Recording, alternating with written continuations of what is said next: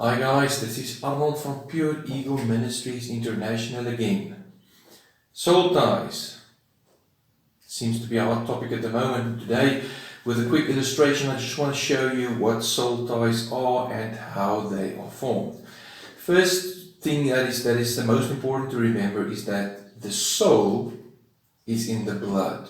The soul is in the blood. So God commanded right in the beginning in Deuteronomy, He commanded the Israelites not to eat the blood with the flesh, because the blood had the soul, the nephesh. The Hebrew word for soul is nephesh.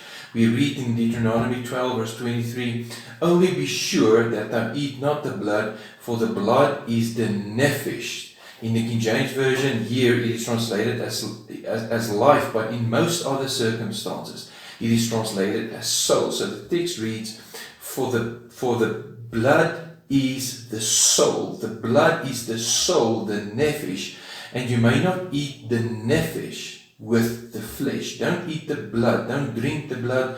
Don't drink the soul. So the blood equals the soul. So for a soul tie to form, there must be a mixing of blood. So when a man and a woman comes together, they become one flesh. Remember in Genesis 2 verse 24, it says, "Therefore shall a man leave his father and his mother, and shall cleave to his wife, and they shall be one flesh." They shall be. So if there is a mixing of blood, then there is a forming of a soul tie. The nephesh and the nephesh in this blood comes together, and there is a soul tie in the nephesh when there is a cleaving. Now, I also want you to remember this Hebrew word. The Hebrew word for cleave is dibak. Dabak. Remember dabak.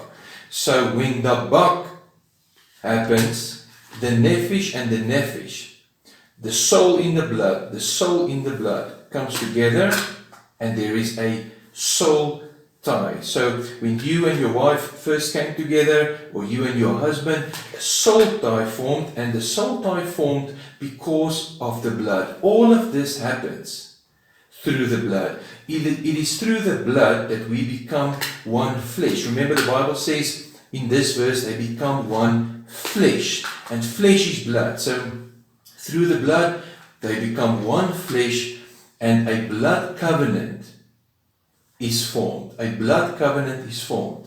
And it's important to understand that in this unity, it is the blood that validates the sanctity of this marriage. The blood purges this unity. I'm soul tied to my wife, soul tied to my husband. Our nephesh are bound because of a unity of blood. And I want to put it to you that we are also soul tied to God. Let's say this is God. Then because we have a blood covenant with God, and because we are one with Him according to the Bible, we are also soul tied to God. David goes as far as to specifically say this in Psalm 63 verse 8. It says, "My soul," or my nephesh, "follows hard," or dabak. In other words, he says, "My soul cleaves after thee, O God, thy right hand upholds me." David says, "Lord, I am soul tied to you. My nephesh, dabak, cleaves to thee," in the same way that a man and a woman cleaves to each other and is soul tied. So every time a man and a woman engages sexually, there is blood involved in some way, biological or physiological, and this brings about a celebration of unity through the blood. So sexuality is a celebration of unity through the blood. Why is this significant?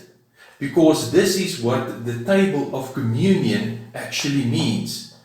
The table of union, the bread and the wine, is a celebration of unity through the blood. Jesus broke the bread and He says, "Take, eat, this is my body. This is my body." Then He says, "Drink this blood. This is the new covenant. Drink it." So Jesus says, "Get my body in you. Get my blood in you. Celebrate our oneness. And so be soul tied to me Wow, what a revelation, what a revelation. So when we sit at the communion table, we celebrate being one with Him through the blood. And in the same way, this is the function of sexuality and intimacy. When we come together, there is a celebration of unity, a celebration of a soul tie through the blood and through the blood covenant. This is another dimension in which two or three can become one. And this is another motivation for living sexually pure.